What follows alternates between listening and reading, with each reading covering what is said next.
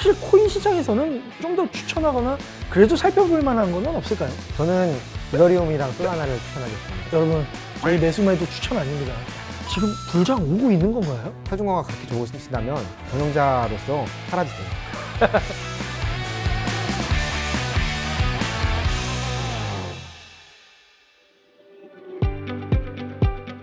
안녕하세요. 별의별 크립토 진행을 하게 된 박별입니다. 여러분, 오늘은 제가 진행자로 나왔습니다. 왜냐하면 오늘 주제가 미국 대선 이후 가상자산 시장 변화에 대한 것인데요. 특별한 게스트분을 모시고 이 내용을 다뤄보려고 합니다. 그래서 매일경제 증권부에 근무하시는 최근도 기자님을 모시고 오늘 주제에 대해서 말씀 나눠보겠습니다. 최근도 기자님 나와주시죠.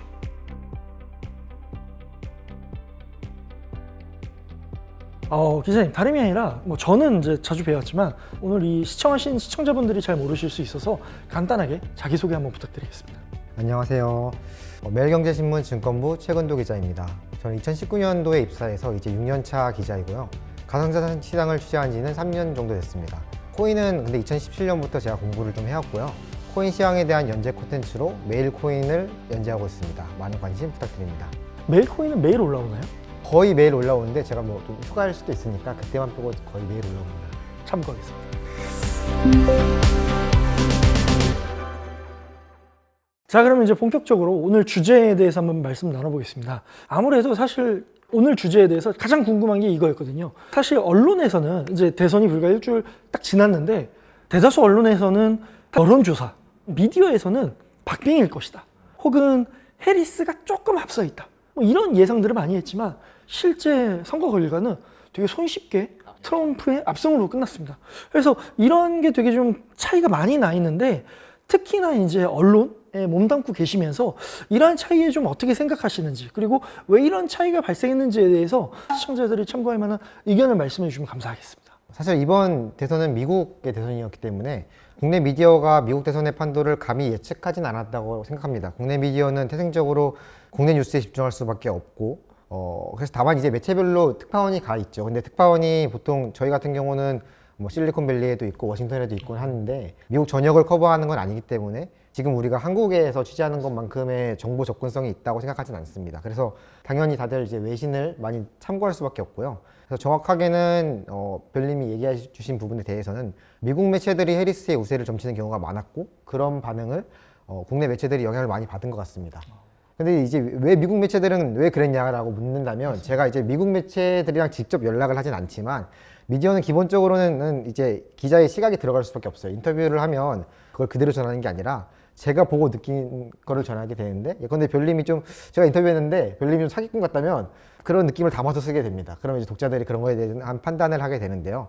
미국 언론들이 볼 때는 트럼프가 해리스보다 좀 더 좀 합리적이지 않은 선택이라고 생각했던 게 아닌가 싶습니다. 그러면 언론이 봤을 때는 좀 더 해리스 쪽에 가중치를 좀 줬다? 제가 볼 때는 그러지 않았을까 싶습니다. 조금 비틀어서 좀 얘기하고 싶은 부분들이 있는데요. 사실 이게 코인 관련 얘기니까 이번 대선에서 제가 제일 주목해서 봤던 건 폴리마켓인데요. 물론 별님도 이제 폴리마켓에 대한 얘기를 되게 관심 있게 하실 것 같아요. 블록체인을 통한 부분이고.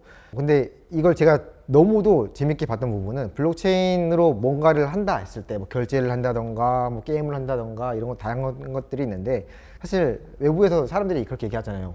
왜 굳이 블록체인으로 결제해? 카드로 쓰는 게 더 편한데? 이런 얘기들이 사실 맞는 얘기인데 근데 이 폴리마켓은 정말 블록체인이 아니면 할 수 없는 사례였다라고 생각이 들더라고요.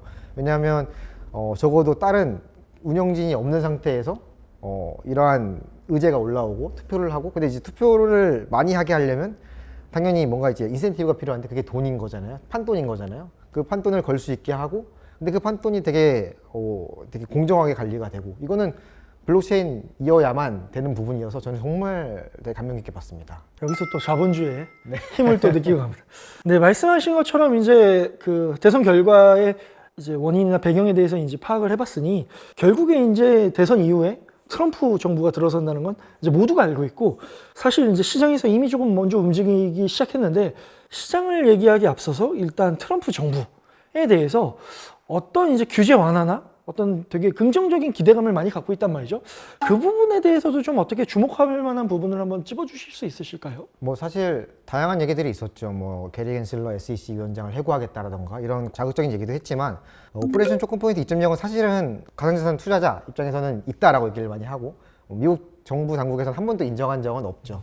근데 이게 무엇이냐라고 하면 은행들이 가상자산 관련 서비스를 제공하지 못하게 하는 거거든요. 그러면 이제 금융시장에서의 돈이 가상자산 시장으로 넘어오지 못하는 것도 있고, 또 하나는 이제 어쨌든 가상자산 기업들은 직원들이 있으면 돈을 줘야 되는데 이걸 결국은 이제 코인으로 줄 수도 있겠지만 이걸 현금화를 해야지 어쨌든 실생활에 쓸 수가 있는데 이런 부분들을 다 막아버리니까, 시장에 들어온 돈을 막아버리니까 시장을 고사시켜버리는 그러한 규제였는데요. 이거를 이제 어쨌든 트럼프가 없애겠다고 약속을 했기 때문에 이 부분에서 가장 많은 기대를 하고 있습니다. 사실 이 부분에서 가장 기대를 하기 때문에 나오는 부분들도 미국에서 상장된 기업들 중에 가상자산이랑 관련되어 있는 기업들 또는 IPO를 좀 생각하고 있는 기업들, 이런 기업들이 가장 많은 수혜를 받은 것 같아요. 시장에서도 볼 때도. 좀 더 구체적으로 조금 더 관심 있는 분이 살펴봤으면 좋을 혹은 살펴보면 좋을 것 같은 뭐 것들도 한번 얘기해 주실 수 있나요? 코인 얘기하시는 건가요? 아니요, 뭐 지금 이제 기업들이나 뭐 이런 움직임들에 대해서. 사실 기업은 누가 봐도 코인베이스가 가장 많은 저는 이득을 볼 거라고 생각을 합니다. 당연히 마이크로스트래티지 같은 기업들도 있지만 그 기업의 매력은 가상자산 사업을 하는 데서 오는 건 아니고 비트코인에 대한 투자 대신에 거기에다가 투자를 할 수 있는 옵션으로서 그 매력이 있는 건데, 코인베이스 같은 경우에는 직접적으로 코인 사업을 하는 기업이고 그리고 직접적으로 현금이 들어와서 코인으로 변했다가 코인이 다시 현금으로 나가는 기업이기 때문에 이러한 규제의 완화에 가장 큰 영향을 받을 거라고 생각합니다. 말씀하셔서 말인데 사실 이제 트럼프 정부에서 그렇게 규제 완화적인 움직임이 나오고 되게 코인 업계 분들이 되게 장밋빛 미래를 지금 그려가고 싶은데 그 온기가 한국에는 아직 좀 많이 멀어 있는 것 같은 느낌이 있습니다. 근데 이 지금 미국 정부의 이런 분위기, 다가올 변화에 대해서 국내 좀 정책이나 분위기들도 좀 어떻게 영향이 있을까요? 당연히 영향이 있을 거라고 생각합니다. 제가 금융당국을 직접 출입했던 게 2년 전이었고요. 그리고 또 올해도 이제 간접적으로 좀 출입을 하고 있는데, 당시에도 금융당국의 분위기는 가장 두려워하는 부분이 그런 부분이었어요.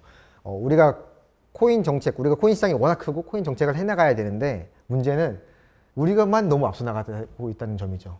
미국이나 뭐 참고할 만한 사례가 더 있으면 그걸 좀 따라가면은 금융당국 입장에서도 좀 책임감이 덜할 텐데 지금 너무 부담감이 큰 상황이었던 거죠. 근데 지금은 이제 미국에서 비트코인 ETF가 허용이 됐고 트럼프가 들어오면서 더 다양한 이제 규제 완화를 약속했기 때문에 우리 금융당국에서도 좀 더 부담 없이 정책들을 완화해 나갈 수 있을 것이라고 저는 생각하고 있습니다. 그러면은 이제 말씀하신 것처럼 그런 것들을 좀 이제 더 적극적으로 논의하기 위해 그 최근에 이제 가상자산위원회가 이제 첫 개최를 했단 말이죠.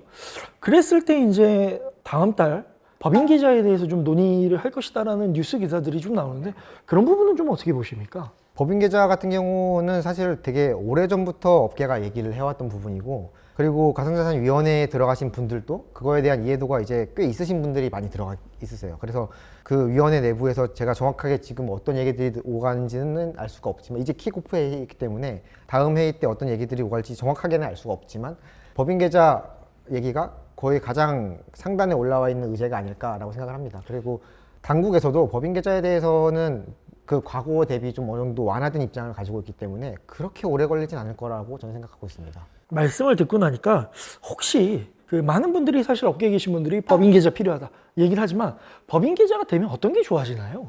법인 계좌가 되면 일단 기본적으로는 당연히 법인 투자가 들어오는 게 단순하게 가장 좋은 점일 텐데 자금이 더 많이 들어온다는 부분도 있겠지만 업계 입장에서 볼 때는 업계가 다양한 사업을 개인 명의로 하는 게 아니라 법인 명의로 하는 거잖아요. 그러면 그 법인 명의로 사업을 했을 때 그 가상자산을 현금화하거나 아니면 뭐 판매하거나 그리고 직원들 월급으로 주던가 이런 부분들이 조금 더 자유로워지겠죠. 그러면 국내에 지금 거래소 빼고 나머지는 이제 거의 고사되어 있는데 좀 더 살아날 수 있는 기회가 되지 않을까라고 생각을 하고요.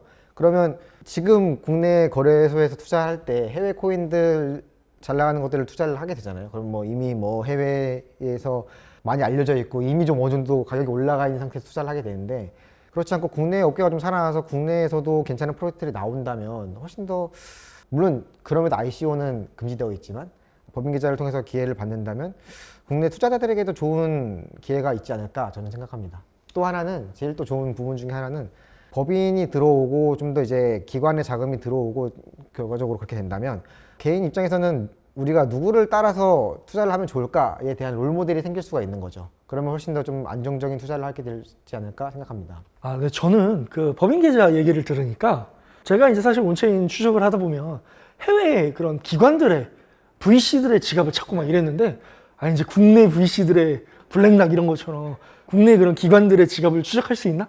약간 그런 생각이 좀 들더라고요. 재밌을 것 같은데요. 별님 리포트 나오면 제가 좀 보겠습니다. 열심히. 감사합니다. 자, 이제 말씀하신 것처럼 그 시장 변화에 따라서 국내외 정책 변화에 대해서 이제 한번 살펴봤는데요. 이제 본격적인 시장 영향을 좀 한번 알아보려고 합니다. 지금 대선이 끝난 지 이제 불과 약 일주일밖에 안 됐는데 비트코인의 가격은 무려 뭐 30% 이상 지금 원웨이로 지금 막 올라가고 있습니다. 그만큼 지금 트럼프 정부에 대한 기대감으로 비트코인 가격이 오르는데, 사실 트럼프 정부가 이제 됐을 때 좀 눈여겨봐야 될 종목이나 혹은 섹터 혹은 자산군들이 어떤 게 있을지 좀 한번 알려주실 수 있을까요? 뭐 사실 이미 가격이 너무 많이 올랐는데 저는 그래도 여전히 비트코인이라고 생각합니다. 정치 지형이 달라졌을 때 가장 영향을 많이 받는 건 당연히 개인보다는 기관이라고 생각합니다. 개인은 사실은 뭐 가격이 오르는 걸 따라가는 것뿐 외에는 자기 개인의 투자 지형에 대해서 변한 게 없으니까 기관이 가장 영향을 많이 받을 텐데요. ETF라는 거는 사실 증권사 입장에서는 랩핑된 자산이라고 얘기를 해요. 어떠한 자산을 랩핑해서 이 랩핑이라는 게 자산군을 ETF라는 규제를 완전히 통과한 형태로 쌓았다는 얘기입니다. 포장했다는 얘기입니다. 그러면 이제 기관 입장에서는 이 규제를 통과된 자산을 이제 투자를 해야지 자신들의 법적 부담이 적어지는데, ETF는 되게 안전하게 투자 자산으로 포트폴리오에 추가할 수 있는 자산이라는 뜻이죠. 그래서 당연히 이제 비트코인이 가장 많은 선택을 받을 거라고 생각을 합니다. 근데 이제 이런 질문을 하실 거예요. 이더리움은 ETF가 똑같이 나왔는데 얘는 수혜를 안 받냐라고 물어보실 것 같은데, 제가 올해 다양한 펀드 운용사들을 많이 만나봤어요. 해외 운용사들을. 그런데 이들 입장에서는 채권을 담고 주식을 담고 그리고 이제 뭐 부동산 인프라 투자들을 또 대체 투자로 담습니다. 여기에 이제 비트코인까지 담으면 좀 많이 담는 건데 이더리움까지 담기에는 좀 위험성이 크다라는 게 아직 여전히는 판단인 것 같습니다. 그러면 좀 언제쯤 담을 것 같다고 생각하십니까? 일단 기본적으로 비트코인이 조금 더 아마 이번 불장이 지나고 나면 또 비트코인의 가격이 하락할 텐데, 이 비트코인이 가격이 급등했다가 하락하면 운용사 입장에서는 자기들이 고객한테 펀드를 팔아야 되는데 이 펀드 수익률이 크게 막 변동하는 그런 위험성을 가지게 되는 거잖아요. 이러한 위험성에 대한 평가가 좀 이루어지고 난 다음에 그 다음 자산이 좀 많이 담길 수 있지 않을까, 저는 그렇게 생각합니다. 그러면은 역설적으로 사실은 이번 언제가 고점일지 모르지만 고점을 치고 또 이 계절성이 있다 보니까 사이클 자산처럼 가격이 좀 영향을 많이 받는데 좀 하방이 막혀 있다고 생각해도 될까요?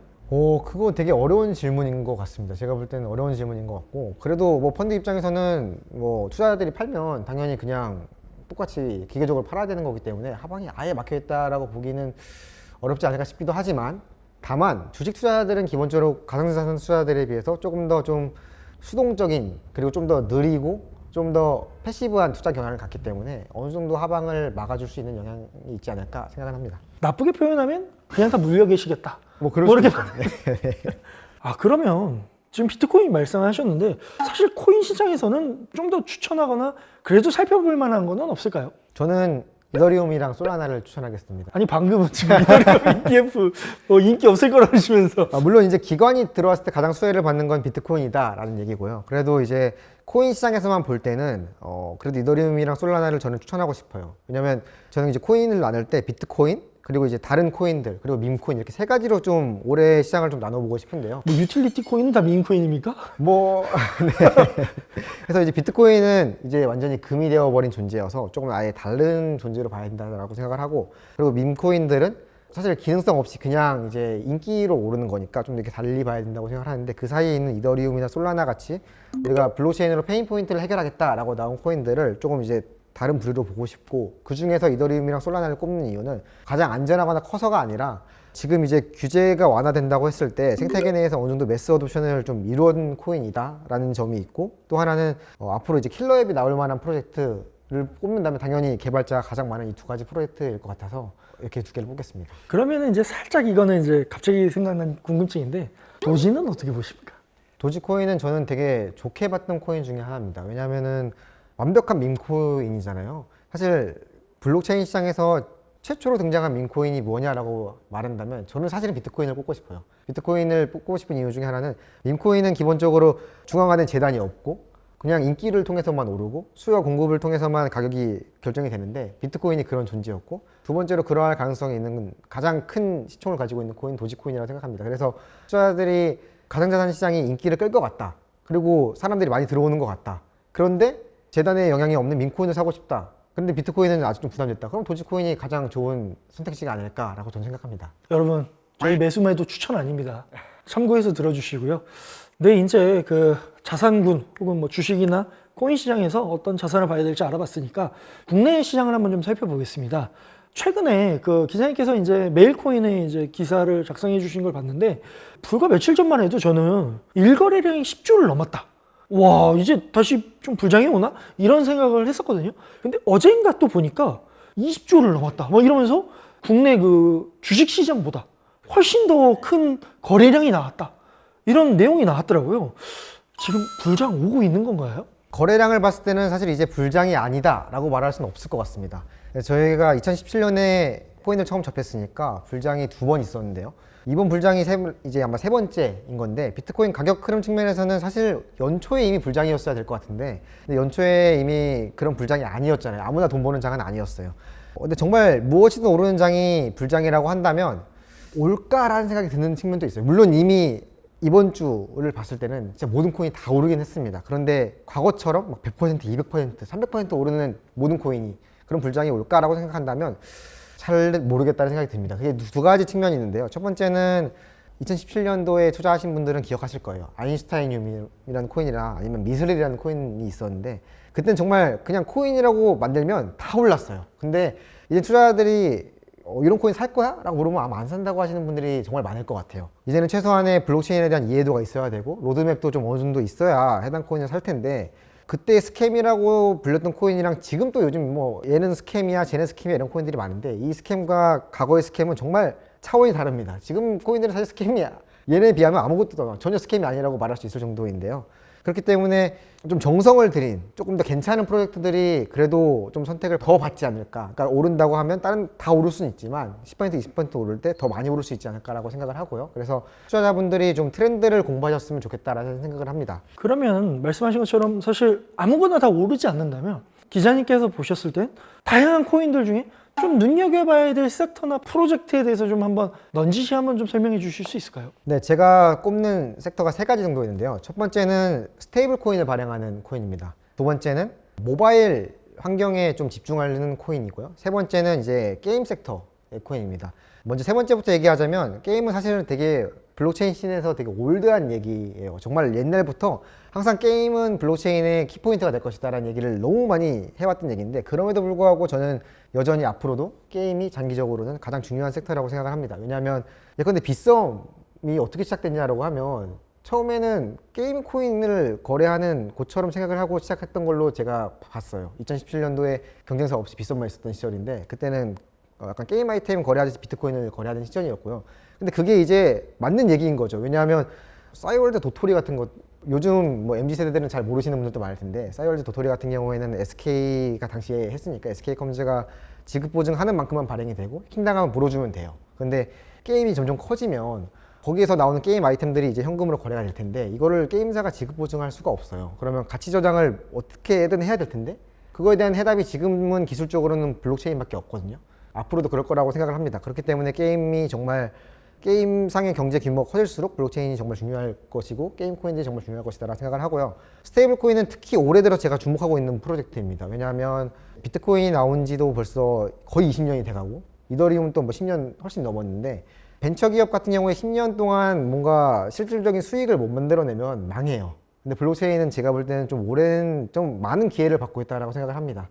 하지만 여전히 블록체인도 이제는 좀 수익을 만들어내야 하는 시기가 됐다라고 생각을 하고 지금 수익을 만들어내는 프로젝트가 뭐가 있냐라고 물어본다면 스테이블 코인을 발행하는 프로젝트들밖에 없습니다. 이 프로젝트들은 스테이블 코인을 발행하고 그 돈으로 미 국채를 산다든지 해서 수익을 내는 프로젝트거든요. 그렇기 때문에 이제 규모가 있거나 뭐 리플 같은 프로젝트도 마찬가지고요. 스테이블 코인들을 발행하고 있어서 이런 프로젝트를 좀 집중해 보면 좋겠다라고 생각을 하고 있고요. 두 번째는 이제 모바일인데요. 제가 올해 다양한 프로젝트들을 인터뷰를 해봤는데 모바일 환경에서의 프로그래밍, 그러니까 블록체인상 프로그래밍에 대해서 되게 집중하고 있는 프로젝트들이 있더라고요. 그 이유는 요즘 뭐 여전히 저희가 이제 노트북을 갖고 나왔지만 모두들 노트북보다는 오히려 더 이제 모바일을 들고 다니고 모바일에서 모든 걸 다 하는 시대이기 때문에 게임을 팔거나 프로그래밍 팔려고 해도 모바일 기반 앱을 팔아야 돼요. 근데 모바일 기반 앱을 잘 개발할 수 있는 환경이 구성되어 있는 프로젝트냐, 이게 저는 되게 중요하다고 생각을 합니다. 뭐 예컨대 요즘 많이 이런 모바일 환경에서의 가상 머신이라고 하죠. 거기에 집중하고 있는 프로젝트라고 한다면 뭐 무브먼트라던가 솔라나라던가 이런 프로젝트들이 좀 앞으로 장기적으로 봤을 때 괜찮은 포텐셜을 갖고 있지 않을까, 저는 그렇게 보고 있습니다. 근데 조금 전에 이제 말씀 주신 것처럼 올해 제가 찾아보니까 기자님께서 총 6개의 프로젝트를 인터뷰를 하셨더라고요. 그러니까 예를 들면 이제 메일코인에서 만나는 이제 창업가들이 누가 있나 했으면 뭐 수의 재단도 보셨고, 아니면 바빌론, 아니면 리플, 뭐 되게 다양한 분들을 보셨는데, 그러니까 이런 프로젝트들을 좀 만나보시면서 기자님께서 프로젝트를 선별하시는 눈, 혹은 프로젝트를 보면서 내가 좀 이런 건 되게 인사이트를 받는다, 혹은 이런 걸로 인해서 내가 투자할 때 이런 점을 되게 신경 써야 되겠다, 뭐 그러한 좀 경험이나 통찰력을 좀 한번 여쭤봐도 되겠습니까? 네. 제가 프로젝트들을 다양하게 만나면서 사실 뭐 1세대, 2세대 블록체인 개발자들을 많이 만나본 건데, 가장 재밌게 본 것들은 돈 벌 생각이 있느냐가 되게 중요하게 다가왔어요. 어떤 프로젝트들은 되게 선의를 많이 얘기합니다. 우리는 이제 해답은 탈중앙화다. 무조건 탈중앙화하면 다 돼. 이렇게 얘기를 많이 하거든요. 근데 사실 탈중앙화, 블록체인이 모든 걸 다 해결할 수 있다라고 물어보신다면 그렇진 않을 거라고 저는 확실하게 얘기할 수 있거든요. 그리고 또 하나는 탈중앙화를 얘기하면서 중앙화된 이제 경영자가 있는 거죠. 이거 말이 안 되는 거잖아요, 사실은. 비트코인이 성공할 수 있는 거는 사토시 나카모토가 누군지 모르기 때문인 거잖아요. 사실 그래서 제가 항상 얘기하고 싶은 부분은 탈중앙화가 그렇게 좋으시다면 경영자로서 사라지세요. 코인을 갖고 팔 생각하지도 말고 사라지세요. 근데 그렇지 않으실 거잖아요. 소각. 네, 소각. 소각하시던가. 근데 뭐 그렇지 않고 어쨌든 뭐 재단으로 판매하고 이러실 거면 그러면 완벽한 탈중앙화가 아닐 수밖에 없는 거잖아요. 그래서 이런 프로젝트보다는 명확한 사업성을 얘기하는 프로젝트들을 저는 좋게 봅니다. 그래서 어떠한 페인 포인트를 정확하게 짚고 그게 이제 블록체인으로만 해결할 수 있는 부분이어야 되고, 그걸 해결하겠다는 아이디어를 내는 부분, 이런 프로젝트를 되게 중요하게 보고 있습니다. 맞습니다. 저도 진짜 사실 요새 프로젝트 볼 때 결국에 하이프를 받는 건 이 프로젝트가 그래서 수익을 내? 그러니까 토큰 인센티브, 피만 주는 게 아니라 얼마나 수익을 만들어내느냐. 아니면 여기서 사실 최근에 이제 어떤 가격 움직임의 모멘터들이 유니스왑을 필두로 한 피 스위치, 인센티브를 토큰에게 어떻게 좀 나눠줄 수 있는가. 뭐 이런 것들이 굉장히 좀 주목받고 있는 것 같아서 앞으로 계속 좀 살펴봐야 될 포인트인 것 같습니다. 자, 그럼 이제 어느덧 사실 오늘 이 방송의 마지막 질문입니다. 사실 제가 이제 최근에 그 기자님이 칼럼도 하나 쓰시더라고요. 네. 고정 칼럼을 쓰시는데 최근에 출산 휴가를 다녀오셨다고. 맞습니다. 축하드립니다. 감사합니다. 그래서 이제 근도 기자님께서는 만약에 자녀에게 코인을 물려준다면 어떤 코인을 물려주고 싶으십니까? 사실 자녀 출산 전에 이 얘기를 물어보셨다면 제가 뭐 알트코인을 한 두세 가지 골랐을 것 같아요. 뭐 예컨대 뭐 수이 같은 코인도 저는 좋아 보이고요. 수이는 이전에 이제 인터뷰했을 때 정말 괜찮은 프로젝트라는 생각이 들었습니다. 근데 그때 좀 사셨습니까? 저는 이제 인터뷰한 코인들은 단 한 개도 사지 않습니다. 그래서 제가 되게 후회를 하고 있는데, 어쨌든 간에 그때 물어봤으면 알트코인을 골랐을 것 같은데, 현 상황에서는 오히려 비트코인을 꼽을 수밖에 없어요. 왜냐하면 1,000만 원으로 20년 뒤 자녀에게 물려줄 코인을, 아니면 코인이 아니라 뭐 주식을 뭘 꼽으라고 물어본다면 저는 이제 어떤 주식, 뭐 테슬라 뭐 이런 거 꼽진 않을 것 같아요. 그냥 S&P 500 ETF에다 투자를 할 거라고 얘기를 할 거거든요. 왜냐면 S&P 500은 미국에 투자하는 거고 미국은 20년 뒤에도 강력할 것 같으니까 이렇게 투자를 할 거거든요. 그래서 디지털 금의 지위를 명확하게 확보한 비트코인을 당연히 물려주고 싶습니다. 그래서 제가 이 얘기를 꺼내는 또 다른 이유 중에 하나는, 비트코인은 정말 이제는 다른 코인과 다릅니다. 다른 뭐 이더리움 뭐 아니면 뭐 솔라나 이런 코인과 비트코인을 비교하려고 하면 안 되고요. 그냥 이게 뭐 화폐가 되냐 뭐란 이런 개념 자체도 의미가 없고 그냥 금이기 때문에 금으로서, 상품으로서 보시면 좋겠다라는 얘기를 드리고 싶어서 비트코인을 제 자녀에게 추천하겠다고 꼽았습니다. 뭐 포트폴리오에 비트코인만 갖고 계십니까? 저는 코인이 요즘은 거의 없습니다. 그러면 좀 기자님께서 보셨을 땐 장기적으로 금 시총을 무조건 따라 넘는다, 뭐 이렇게 좀 보신다고 생각해도 문제가 없을까요? 그건 되게 어려운 질문이네요. 근데 금시총을 따라잡으려면 지금보다 10배가 올라야 되는데 쉬운 일은 아닐 것 같습니다. 그래도 뭐 한 2배, 3배까지는 지금보다는 오를 수 있지는 않을까 생각합니다. 그러니까 충분히 이제 그러한 단단한 믿음이 생겨 있고 뭐 사회적인 그런 합의가 이루어지는 것 같다라고 보신다는 표현이시죠? 그렇죠. 그러니까 이게 아까 게임 얘기와 좀 맞닿아 있는데요. 게임이 요즘 애들한테 뭐 지금 보시는 영상을 보시는 분들도 되게 어리신 분들도 많으시겠지만 저희 세대는 이제 핸드폰, 전화기가 어떻게 손으로 표현해봐 이러면 이렇게 다 했잖아요. 근데 요즘 친구들은 전화기를 표현해보라고 하면 다 이렇게 하더라고요. 아, 그래요? 스마트폰이 이러니까 다 이렇게 하고. 우리 꼰대예요, 이제? 그쵸.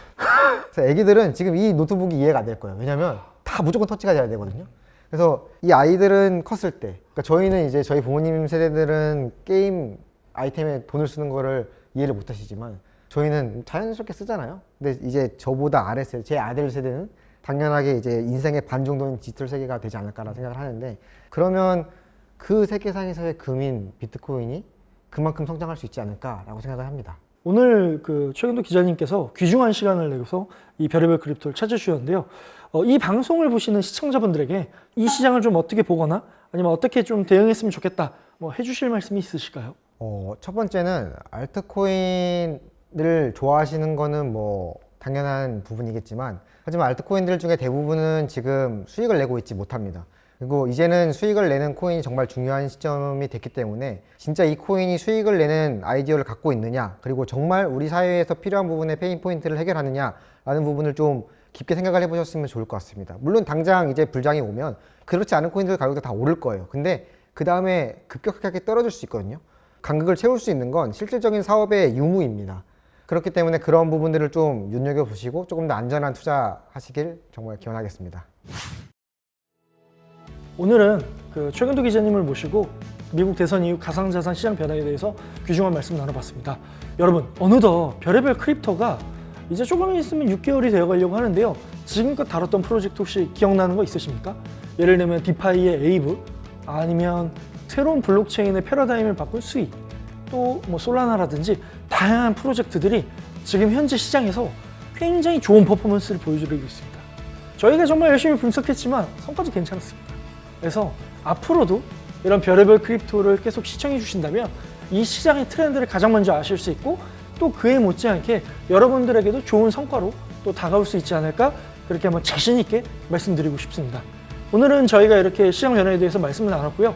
다음 주는 본격적으로 이 비트코인 정말 어디까지 갈 것인가, 아니면 나는 이거를 팔아야 되는가, 아니면 더 사야 되는가, 이런 고민들에 대해서 한번 준비하고 또 내용들을 알차게 챙겨서 가져오도록 하겠습니다. 감사합니다.